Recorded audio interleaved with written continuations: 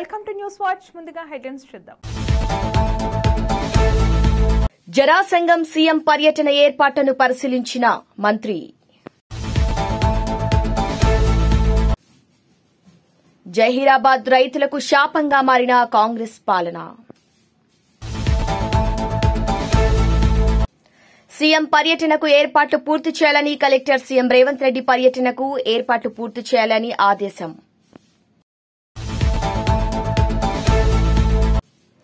పహల్గాం దాడి వెనుక Pak army chief మతతత్వం, Jayashankar సంచలన ఆరోపణ.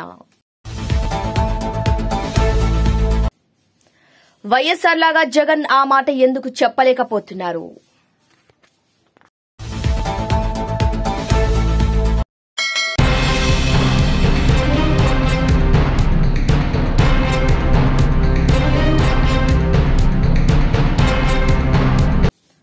కవిత తండ్రి కేసీఆర్ కు రాసిన లేఖ తెలంగాణ రాజకీయాల్లో సంచలనం సృష్టిస్తోంది. దీంతో కేసీఆర్ కుటుంబంలో లుకలుకలు బయటపడ్డాయని విశ్లేషకులు అభిప్రాయపడుతున్నారు. కుమార్తె కవిత తండ్రి కేసీఆర్ ను ప్రశ్నిస్తూ అమెరికా పర్యటనలో ఉన్న సమయంలో ఈ లేఖ రాసినట్లుగా తెలుస్తోంది. మై డియర్ డాడీ అంటూ ప్రారంభించిన ఈ 6 పేజీల లేఖతో బీఆర్ఎస్ పార్టీలో ఏదో జరగనుందని అభిప్రాయాలు వ్యక్తమవుతున్నాయి.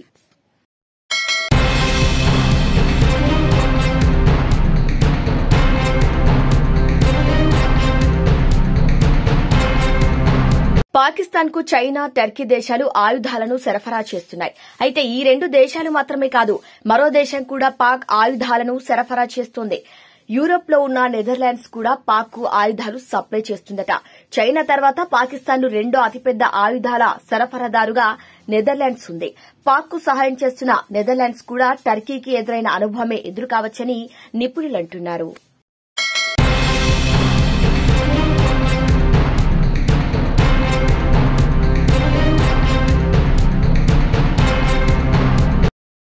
జరాసంగం మండలం మంచునూరులో కేంద్రీయ విద్యాలయం వద్ద సీఎం రేవంత్ రెడ్డి పర్యటన ఏర్పాట్లను మంత్రి దామోదర రాజనరసింహ గురువారం పరిశీలించారు.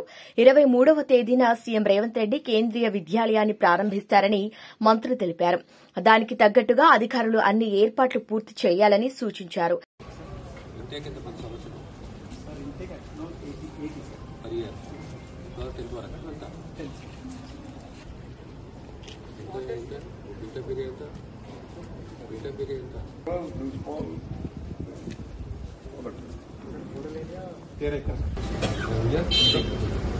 వచ్చేది ఇక్కడ హైవే నుంచి అదే పని.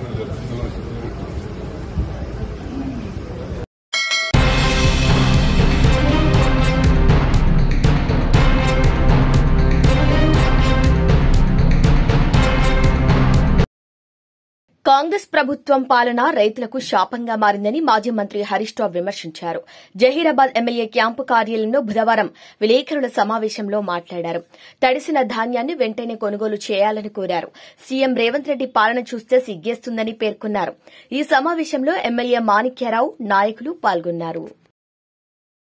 పరిస్థితి ఉంది, అమ్ముకోవడానికి తిప్పలే, అమ్మిన తర్వాత డబ్బులు రావడానికి కూడా రైతులు ఆ కార్యాలయాల చుట్టూ తిరుగుతూ తిప్పలు పడుతున్న పరిస్థితి ఉంది. కొనుగోలు కేంద్రాలకు వచ్చి కొనుగోలు కేంద్రాల్లో రోజుల తరబడి ఎదురు చూస్తున్నటువంటి పరిస్థితి. ఇవాళ ఒక 4 లక్షల మెట్రిక్ టన్నుల ధాన్యం కొనుగోలు కేంద్రాల్లో రోజుల తరబడి పెండింగ్లో ఉంది. కొన్నటువంటి ధాన్యం 1 లక్ష మెట్రిక్ టన్నులు మిల్లులకు పంపడానికి లారీలు లేక, మిల్లులు దించుకోక 1 లక్ష మెట్రిక్ టన్నులు మధ్యలో మిగిలిపోయింది. అంటే ఎంత ఉదాసీనంగా ఈ ప్రభుత్వం ఉంది, రైతుల పట్ల ఎంత నిర్లక్ష్యంగా ఈ ప్రభుత్వం వ్యవహరిస్తుందనడానికి ఇది స్పష్టమైనటువంటి ఉదాహరణ. అంటే పెట్టుబడి సాయం అందించడంలో జాప్యం. మీకు తెలుసు, వానకాలం రైతు బంధు అయితే గొట్టిండ్రు, యాసంగి రైతు బంధు ఇవాళటికి 3 ఎకరాలకు కూడా వేయలేదు. ఇవాళ గౌరవనీయులైన ఉప ముఖ్యమంత్రి గారు చాలా గొప్పగా చెప్పేసిండు. ఏమంటుండు, మేము పెట్టుబడి సాయం కోసం బడ్జెట్లో 18,000 కోట్లు పెట్టినాం, ఏడాదంతా ఇస్తాం, మెల్లగా ఇస్తాం, ఏడాదంతా ఇస్తారట. ఎప్పుడు పెట్టుబడి సాయం అంటే ఎప్పుడు ఇవ్వాలి? పంటకు పెట్టుబడి సహాయం, విత్తనాలు కొనుక్కోవడానికో నాట్లు పడడానికంటే ముందు ఇవ్వాలి. కోతలైపోయినా యాసంగి పెట్టుబడి సాయం ఇవ్వలేదు ఉప ముఖ్యమంత్రి గారు. ఇలా ఖమ్మంలో చెప్తున్నాడు ఆయన గారు, మెల్లగా ఇస్తారట. మీరు కాంగ్రెస్ పార్టీ మేనిఫెస్టోలో ఏం పెట్టారు? కేసీఆర్ 10,000 ఇచ్చిండు, మేము 15,000 ఇస్తాం. ఆ 15,000 కూడా పంట సీజన్ ప్రారంభం కాకముందే రైతుల ఖాతాల్లో వేస్తామన్నాడు. ఇప్పుడు పంట సీజన్ ప్రారంభం కాదు, పంట సీజన్ అయిపోయింది, అయినా కూడా ఇంకా ఖాతాల్లో డబ్బులు పడలే. ఓడదాటదాకా ఓడమల్లప్ప, ఓడదాటినాక బోడమల్లప్ప. ఇది ఇంకా అసెంబ్లీ బడ్జెట్ స్పీచ్లో చెప్పింది ఈ డైలాగ్ బట్టి విక్రమార్క గారు. ఇది నీకే వర్తిస్తుంది విక్రమార్క గారు. మొన్నటి బడ్జెట్ సమావేశాల్లో బడ్జెట్ స్పీచ్లో ఈ కథ చెప్పిండు. ఓడదాటినాక ఓడమల్లప్ప అంటే బోడదాటినాక బోడమల్లప్ప అని, ఓడదాటినాక బోడమల్లప్ప అని కథ చెప్పిండు. ఇది ఎవరికి వర్తిస్తుంది బట్టి గారు? నీకే వర్తిస్తుంది. నీ మేనిఫెస్టో తీసి చూసుకో.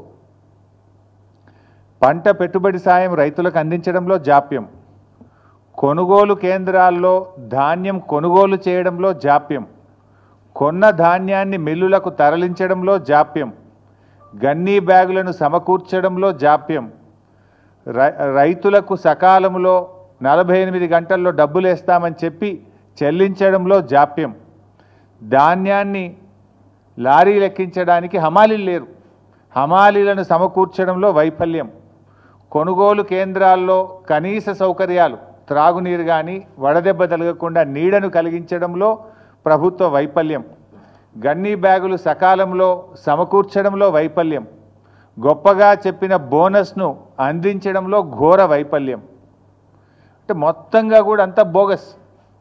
ముఖ్యమంత్రి గారు పోయిన అసెంబ్లీ సమావేశాల్లో మాట్లాడుతూ మా ప్రభుత్వంలో తరుగే తీయడం లేదు, అసలు తరుగు ప్రశ్నే లేదు మా ప్రభుత్వంలో అని చాలా గొప్పగా అసెంబ్లీలో భారీ డైలాగులు కొట్టిండ్రు.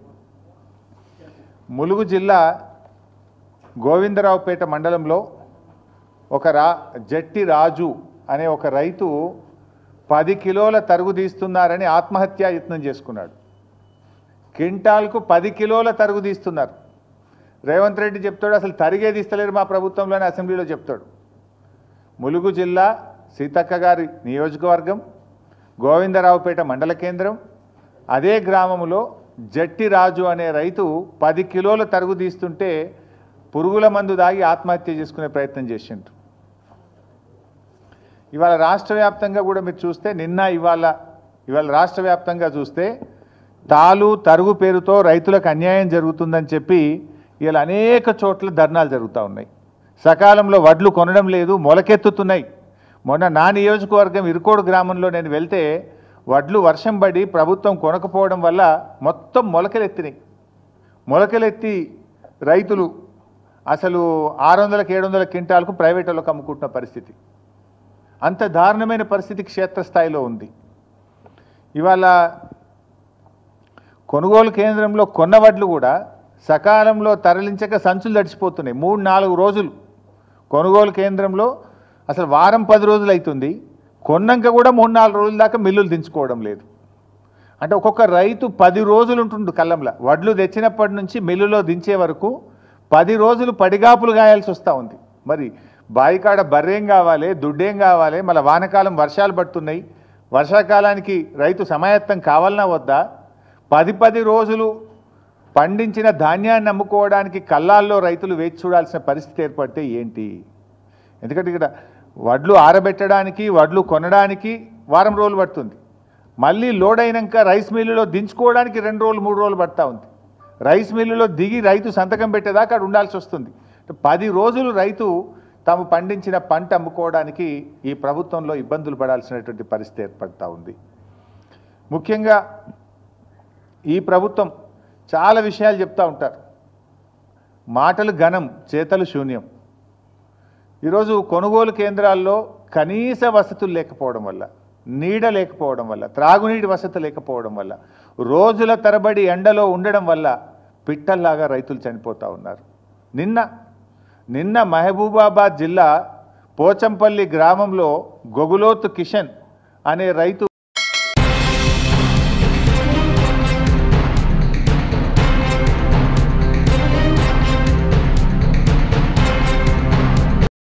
ఇరవై 23వ తేదీన సీఎం రేవంత్ రెడ్డి పర్యటనకు ఏర్పాట్లు పూర్తి చేయాలని సంగారెడ్డి జిల్లా వల్లూరి క్రాంతి కలెక్టర్ ఆదేశించారు. సంగారెడ్డి నుంచి అధికారులతో బుధవారం టెలికాన్ఫరెన్స్ నిర్వహించారు. ఇక కలెక్టర్ మాట్లాడుతూ వాహనాల పార్కింగ్, రోడ్ల వారీగా ఏర్పాటు చేసిన పార్కింగ్ వివరాలు గ్రీనరీ, స్టేజి అలంకరణ, పరిశుభ్రత, మిషన్ భగీరథ, తాగునీటి వంటివి ప్రజలకు ఏర్పాట్లు చేయాలని సూచించారు. అన్ని శాఖల అధికారులకు సంబంధించి అలర్ట్ గా ఉండాలి. ఎందుకంటే జహీరాబాద్ నియోజకవర్గంలో సీఎం పర్యటన చరిత్రాత్మకం కావాలి. ఇక సీఎం పర్యటనతో అభివృద్దిలో జిల్లా రూపురేఖలు మారాలి. ప్రభుత్వ శాఖల సమన్వయంతో సీఎం పర్యటన విజయవంతం చేయాలని పిలుపునిచ్చారు. ఇక తెలంగాణ రాష్ట వైద్య ఆరోగ్య కుటుంబ సంక్షేమ సైన్స్ అండ్ టెక్నాలజీ శాఖ మంత్రి దామోదర రాజనరసింహ 23వ తారీఖున జహీరాబాద్ లో ముఖ్యమంత్రి పర్యటనపై కలెక్టరేట్లో ఆఫీసులో సమావేశం నిర్వహించారు. ఇక మంత్రి దామోదర రాజనరసింహ, జహీరాబాద్ ఎంపీ సురేష్ షెట్కర్, నారాయణఖేడ్ ఎమ్మెల్యే సంజీవరెడ్డి, జిల్లా కలెక్టర్ వల్లూరి క్రాంతి, జిల్లా ఎస్పీ పరితోష్ పంకజ్, అదనపు కలెక్టర్ చంద్రశేఖర్ సమీక్ష సమావేశం ఏర్పాటు చేశారు. జిల్లా అధికారులతో సమావేశం ఏర్పాటు చేశారు. ఈ సందర్భంగా మంత్రి దామోదర రాజనరసింహ మాట్లాడుతూ ఈ నెల 23వ తారీఖున సంగారెడ్డి జిల్లాలోని జహీరాబాద్ నియోజకవర్గంలో ముఖ్యమంత్రి రేవంత్ రెడ్డి పర్యటన తెలంగాణ రాష్టంలో చారిత్రాత్మకం కావాలన్నారు. అన్ని శాఖల అధికారుల సమన్వయంతో సీఎం పర్యటన విజయవంతం చేయాలని అధికారులకు ఆదేశించారు. ఇక అధికారులు సీఎం పర్యటన కోసం రూట్ మ్యాప్ ప్రణాళిక, సెక్యూరిటీ బందోబస్తు, బారికేడ్లు, ట్రాఫిక్ నియంత్రణ, తాగునీరు, ముఖ్యమంత్రి పర్యటనలో బసవేశ్వర విగ్రహ ఆవిష్కరణ, కేంద్రీయ విద్యాలయ నూతన భవన ప్రారంభోత్సవం, మహిళా పెట్రోల్ బంక్, జిల్లా అభివృద్దికి కావలసిన కొన్ని కార్యక్రమాలను శంకుస్థాపన చేసి వివిధ అభివృద్ది సంక్షేమ పథకాలపై ఏర్పాటు చేసిన స్టాల్స్ ను పరిశీలించి సభలో పాల్గొంటారని తెలిపారు. జహీరాబాద్ ఎంపీ సురేష్ షెట్కర్ మాట్లాడుతూ ముఖ్యమంత్రి జిల్లాకు రావడం చాలా సంతోషమని, జిల్లా అభివృద్దిలో మరిన్ని అభివృద్ది సంక్షేమ కార్యక్రమాలు ప్రారంభోత్సవం చేసుకుందామన్నారు. గతంలో కాంగ్రెస్ ప్రభుత్వం జహీరాబాద్ నియోజకవర్గానికి ఎన్నో పరిశ్రమలు తీసుకొచ్చి ప్రజలందరికీ ఉపాధి కల్పించిందని గుర్తు చేశారు. నారాయణఖేడ్ ఎమ్మెల్యే సంజీవరెడ్డి మాట్లాడుతూ అన్ని శాఖల అధికారులు సమన్వయం చేసుకుని ప్రజలకు ఇబ్బందులు లేకుండా ముఖ్యమంత్రి పర్యటనను విజయవంతం చేయాలని పిలుపునిచ్చారు. ముఖ్యమంత్రి పర్యటనకు ఎలాంటి లోటుపాటు లేకుండా ఏర్పాటు చేయాలని, పక్కా ప్రణాళికతో సీఎం పర్యటన ఏర్పాటు చేయాలన్నారు. ఈ కార్యక్రమంలో జిల్లా అధికారులతో పాటు సిబ్బంది తదితరులు పాల్గొన్నారు.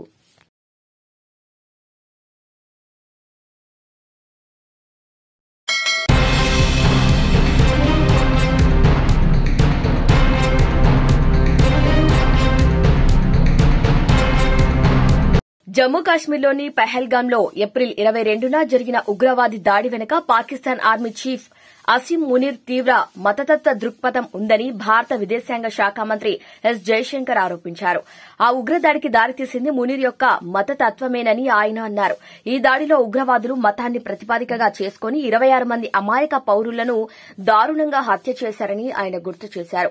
కశ్మీర్ ఆర్థిక వ్యవస్థకు మూలాధారమైన పర్యాటకాన్ని దెబ్బతీయటానికి, ఉద్దేశపూర్వకంగా మత ఘర్షణలు సృష్టించడానికే ఈ దాడికి పాల్పడ్డారని జైశంకర్ ఒక డచ్ బ్రాడ్కాస్టర్ కి ఇచ్చిన ఇంటర్వ్యూలో తెలిపారు. పాకిస్తాన్ ఆర్మీ చీఫ్ అసీం మునీర్ ప్రస్తుతం ఫీల్డ్ మార్షల్ గా పదోన్నతి కూడా పొందారు. ఇక ఇటీవల చేసిన వ్యాఖ్యలు కూడా ఆయన మతతత్వ వైఖరిని స్పష్టం చేస్తున్నాయని అన్నారు. తాము హిందువుల కంటే భిన్నమని మీ పిల్లలకు బోధించండి అని పాక్ పౌరులకు మునీర్ పిలుపునివ్వటం, కశ్మీర్ను పాకిస్తాన్ జీవనాడిగా అభివర్ణించడం వంటివి ఉద్రిక్తతలను మరింత పెంచాయని జైశంకర్ పేర్కొన్నారు.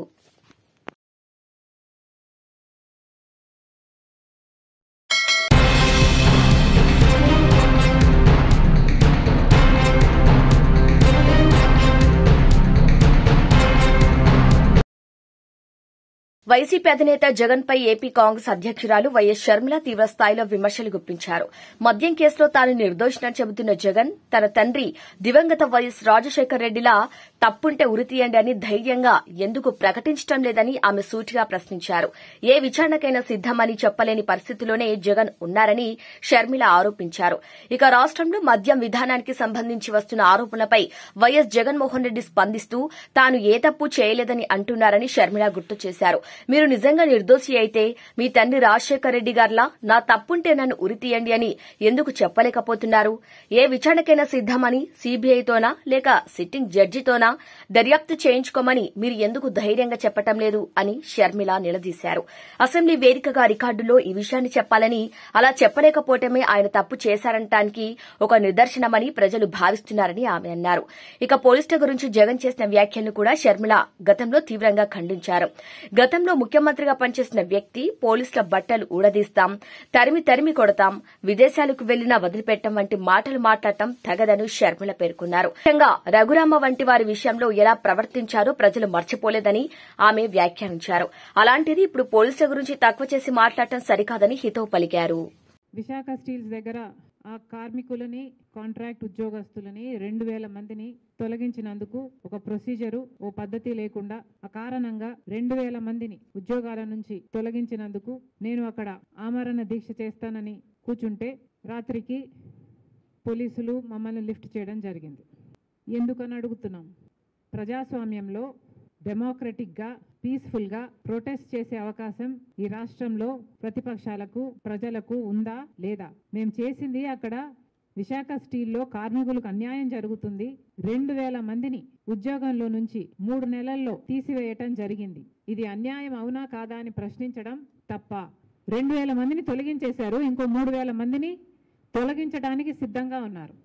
కనీసం ఇప్పటికైనా పాలకులు మేలుకోవాలని మేము దీక్ష చేయబోతే మీకేమిటి అభ్యంతరం? నిజానికి విశాఖ స్టీలు కాంగ్రెస్ పార్టీ నిర్మించిన ఒక ఇండస్ట్రీ. 1971లో ఇందిరాగాంధీ గారు దాని శంకుస్థాపన చేస్తే, రాజీవ్ గాంధీ గారు ప్రధానమంత్రి అయిన తర్వాత దానికి కావాల్సిన పూర్తి నిధులు ఇప్పించి ఆ ప్రాజెక్టును పూర్తి చేస్తే పివి నరసింహారావు గారు దాన్ని జాతికి అంకితం చేశారు. అంత గొప్ప ప్రాజెక్టు. అంతకుముందు జగన్మోహన్ రెడ్డి గారు ఏం చేశారు? ఇప్పుడు మళ్ళీ ముఖ్యమంత్రిగా ఉన్న చంద్రబాబు గారు ఏం చేస్తున్నారు? పవన్ కళ్యాణ్ గారు ఏం చేస్తున్నారు? 2000 మందిని ఉద్యోగాల నుంచి తీసేస్తే కనీసం ఒక్కరైనా స్పందించారా? ఒక్కరికైనా చీమ కుట్టినట్టయినా ఉందా? 2014లో కాంగ్రెస్ పార్టీ అధికారం కోల్పోయింది, బీజేపీ పార్టీ అధికారంలోకి వచ్చింది. అప్పటి నుంచి మొదలయ్యాయి విశాఖ స్టీల్కు కష్టాలు. క్రమేణా బీజేపీ పార్టీ కొత్త రాష్ట్రం అని కూడా చూడకుండా, కనికరం లేకుండా ఒక్క రకంగా కూడా విశాఖ స్టీల్ ని ఆదుకోలేదు. బీజేపీ పార్టీ అన్ని విభజన హామీలన్నీ తుంగలో తొక్కింది. మనకు స్పెషల్ స్టేటస్ గురించి న్యాయం చేయలేదు, పోలవరం గురించి న్యాయం చేయలేదు, రాజధాని గురించి న్యాయం చేయలేదు. కనీసం విశాఖ స్టీల్ ఉన్నదాన్ని పరిరక్షించడంలో కూడా బీజేపీ పార్టీ విఫలమైంది. ఒక కుట్రతో బీజేపీ పార్టీ విశాఖ స్టీల్కున్న భూముల్ని అమ్ముకోవాలి, అది కూడా అదాని, జిందాల్ లాంటి వాళ్ళకు అమ్ముకోవాలి అన్న కుట్రతో పథకం ప్రకారమే సైలెంట్ కిల్లింగ్ చేసింది విశాఖ స్టీల్ని. క్రమంగా ఒక్కొక్కటిగా బీజేపీ ప్రభుత్వం కావాలని విశాఖ స్టీల్ని కుంటిదాన్ని చేసింది, అవిటిదాన్ని చేసింది. ఒక్కొక్క రకంగా హ్యాండిక్యాప్ చేసుకుంటూ పోయింది. ఒక కుక్కను చంపాలంటే అది పిచ్చిది అన్న ప్రచారం పుట్టిస్తే చాలు అన్నట్టుగా ఇది ఒక లాస్ మేకింగ్ కంపెనీ, దీనికి హోప్ లేదు అన్న రీతిలో దీన్ని తయారు చేయడానికి క్రమేణా ఒక పథకం ప్రకారమే ఇది చేయడం జరిగింది. పోనీ మన నాయకులు ఇక్కడ ఏమైనా చేస్తున్నారా అంటే ఒక్కడు కూడా ప్రశ్నించేవాడు లేడు. మొన్నటికి మొన్న 11,000 కోట్ల రూపాయలు ఇస్తామని చెప్పి 8,000 కోట్ల రూపాయలు ఇచ్చారు. 8,000 కోట్ల రూపాయలు నేరుగా విశాఖ స్టీల్కి వచ్చిందట. ఒక అర్ధగంట మాత్రమే అకౌంట్లో ఉంది, నేరుగా రుణాలు చెల్లించడానికి, అప్పులు చెల్లించడానికి వెళ్ళిపోయిందట. మరి ఎందుకు ఇచ్చినట్టు? అప్పులు చెల్లిస్తున్నామని ఒక మాట చెప్తే సరిపోయేది కదా. ఇవ్వడం ఏంటి? ఒక చేత్తో మళ్ళీ ఇంకో చేత్తో తీసుకోవడం ఏమిటి? ఏదైనా ప్లాంట్కు సహాయం చేస్తున్నాము, మేము డబ్బులు ఇస్తున్నాము, 11,000 కోట్ల రూపాయలని పెద్ద పెద్ద పండగలు చేసుకొని, పెద్ద పెద్ద అడ్వర్టైజ్మెంట్లు చేసుకొని ఇచ్చారే.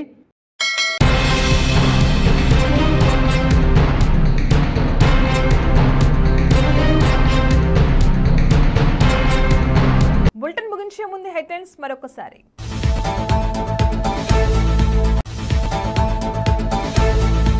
జరాసంగం సీఎం పర్యటన ఏర్పాట్లను పరిశీలించిన మంత్రి.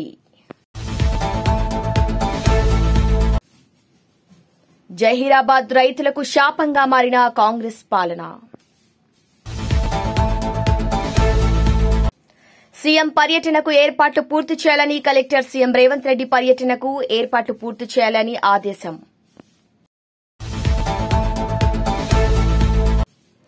పహల్గాం దాడి వెనుక పాక్ ఆర్మీ చీఫ్ మతతత్వం, జయశంకర్ సంచలన ఆరోపణ.